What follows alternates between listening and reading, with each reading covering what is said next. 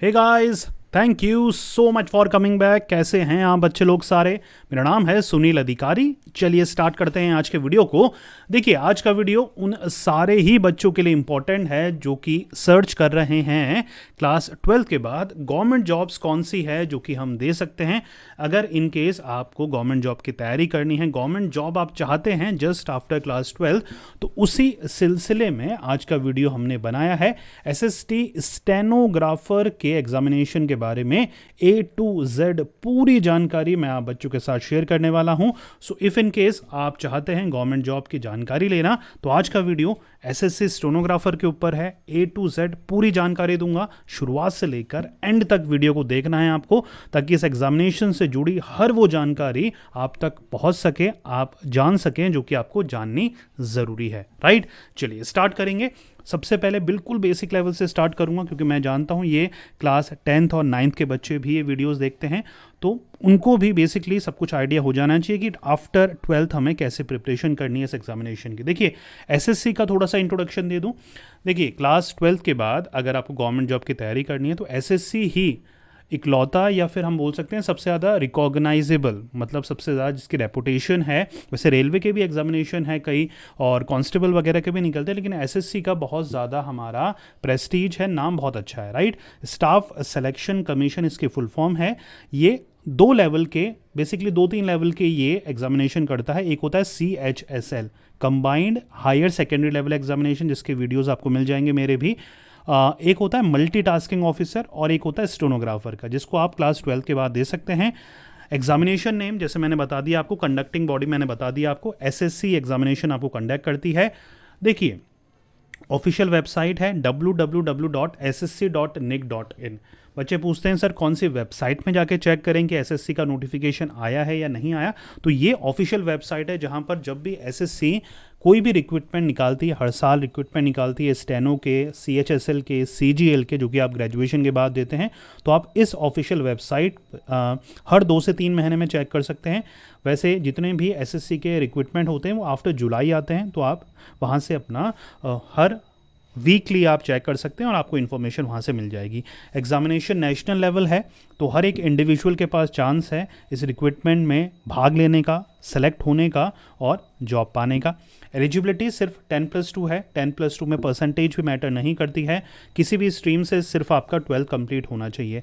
सब कुछ एप्लीकेशन का मोड बच्चों ऑनलाइन है। ऑनलाइन फॉर्म भरो, ऑनलाइन पेमेंट करो, ऑनलाइन एडमिट कार्ड डाउनलोड करो, और जो आपका पेपर है वो भी ऑनलाइन है। सेंटर्स आपको अलॉट होते हैं, उन सेंटर्स में जाओ, कंप्यूटर आपको मिलता है, कंप्यूटर्स की हेल्प से MCQ बेस्ड हमारे टेस्ट होते हैं, वो आपको देना है।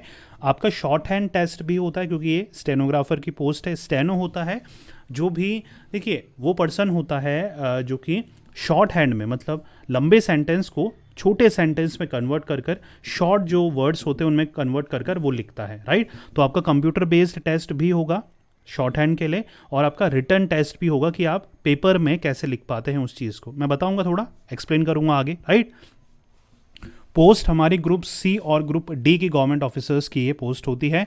इंपॉर्टेंट डेट्स जैसे मैंने आपको बताया, नोटिफिकेशन अगस्त और सितंबर में निकलता है, और ये एग्जामिनेशन 1 से 1.5 महीने बाद उसके नवंबर में आपके हो जाते हैं। राइट, तो ये डेट्स आपको याद रखनी है स्टेनोग्राफर के एग्जामिनेशन से रिलेटेड। राइट, चलिए आगे हम बात करें तो आगे देखिए 2-3 चीज़ें हैं जिसका आपको ध्यान रखना है अगर आप इस एग्जामिनेशन के लिए प्रिपेयर कर रहे हैं। नंबर ऑफ वैकेंसी जो है, राइट, नंबर ऑफ वैकेंसी जो है हर साल डिफर करती रहती है। अप्रॉक्सीमेटली ग्रेड C की 1200 के नियर अबाउट आती है, ग्रेड D की ग्रेड D की 1200 के नियर अबाउट, और C की 400 के नियर अबाउट आती है।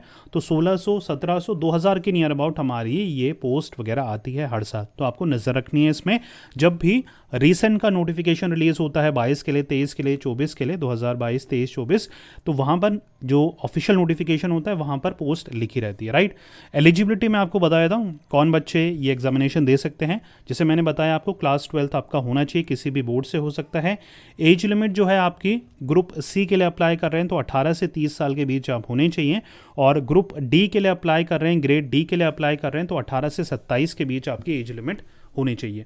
सिलेक्शन प्रोसेस यहाँ पर ध्यान दीजिएगा, बहुत ब्रीफली मैंने यहाँ पर समझाया हुआ है। 2 स्टेजेस होती हैं, रिटर्न टेस्ट और short hand skill test. Written test मतलब सेंटर्स अलॉट होंगे, वहाँ पर जाओगे, कंप्यूटर मिलेगा, MCQ बेस्ड वहाँ पर टेस्ट होता है, right. The candidate must qualify both the stages of examination to receive the appointment letter for the post of stenographer grade C&D। दोनों पोस्ट के लिए आपको दोनों जो लेवल हैं, रिटर्न और शॉर्ट हैंड, दोनों लेवल आपको क्लियर करने पड़ेंगे।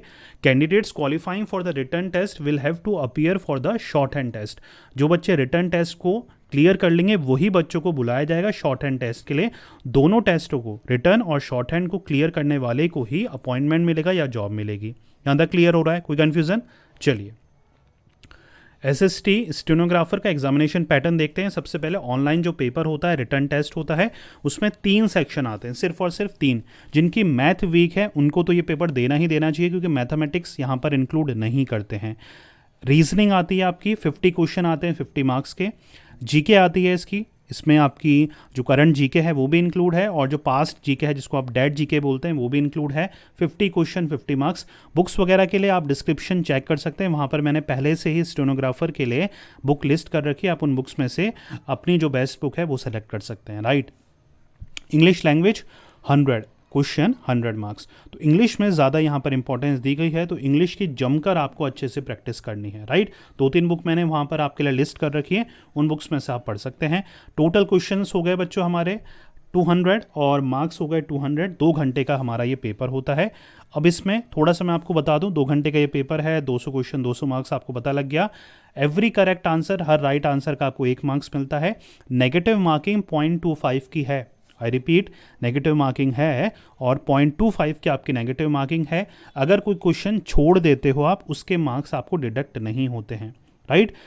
और देखिए, शॉर्ट हैंड वगैरह में भी आपके नेगेटिव मार्किंग, इनकरेक्ट वर्ड के आपके मार्क्स कटते हैं, तो ये भी आपको ध्यान में रखना है, राइट।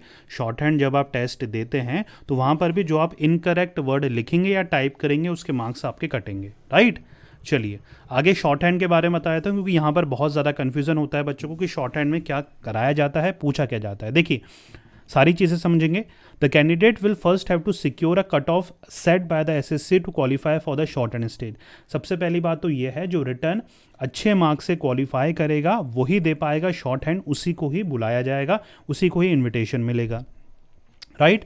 दूसरी चीज़, शॉर्ट हैंड पास करना ज़रूरी है, लेकिन ये सिर्फ क्वालिफाइंग नेचर का है। क्वालिफाइंग नेचर मतलब होता है मेरिट जब इसकी निकलेगी, मेरिट जब कैलकुलेट होगी, मार्क्स जब कैलकुलेट होंगे मेरिट के लिए, तब शॉर्ट हैंड के मार्क्स इंक्लूड नहीं करे जाएंगे, सिर्फ रिटर्न टेस्ट के ही मार्क्स इंक्लूड करे जाएंगे। लेकिन शॉर्ट हैंड को क्वालिफाई करना ज़रूरी है, पास करना ज़रूरी है। Merit list will be prepared based on the marks secured by the candidate in the written test only, right. The SSC stenographer skill test is done on both computer and paper. यहाँ पर confusion रहता है तो मैं ये दूर कर दूँ कि सबसे पहले आपके डिक्टेशन होगा। डिक्टेशन मतलब आपको एक वहाँ पर कोई टीचर वगैरह होगा, वो बोलेगा, कुछ वर्ड्स वगैरह बोलेगा इंग्लिश में, राइट। वो आपको शॉर्ट हैंड में लिखने होंगे पहले एक पीस ऑफ पेपर में आपको लिखने होंगे जो आपने पेपर में वो लिखा है। फिर आपको एक टाइम मिलेगा, मतलब लिखने के लिए पेपर में अलग से टाइम मिलेगा, और फिर वही जो चीज़ आपने लिखी है कंप्यूटर में लिखने के लिए आपको अलग से टाइम मिलेगा, राइट। तो ये दोनों चीज़ें होंगी, कंप्यूटर्स में भी और पेपर में भी, राइट।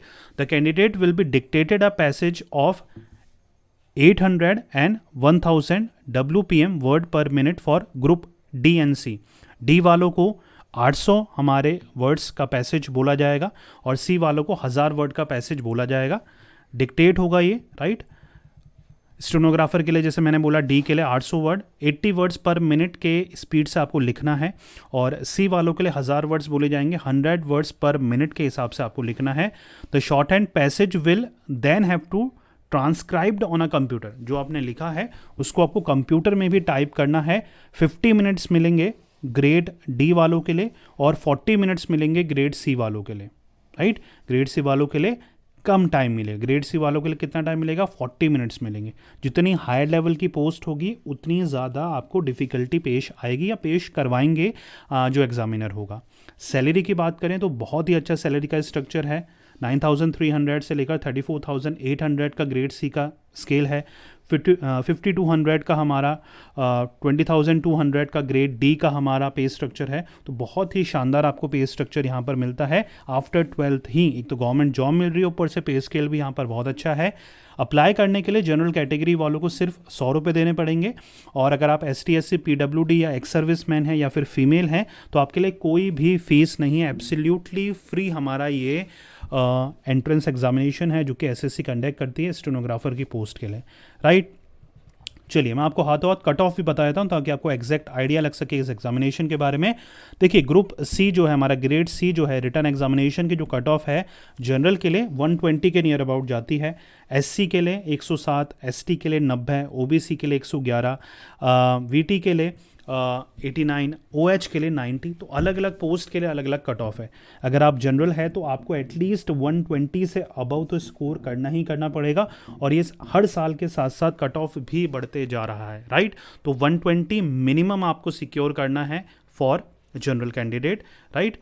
और मैं आपको अगर मैं बोलूँ ग्रुप डी के लिए बोलूँ, वो सी के लिए था, ग्रुप डी में अगर आप जनरल हैं तो कम से कम 107 से 110 के से ज़्यादा आपको सिक्योर करना ही करना पड़ेगा। ST SC वगैरह अदर की भी आप कट ऑफ देख सकते हैं यहाँ पर।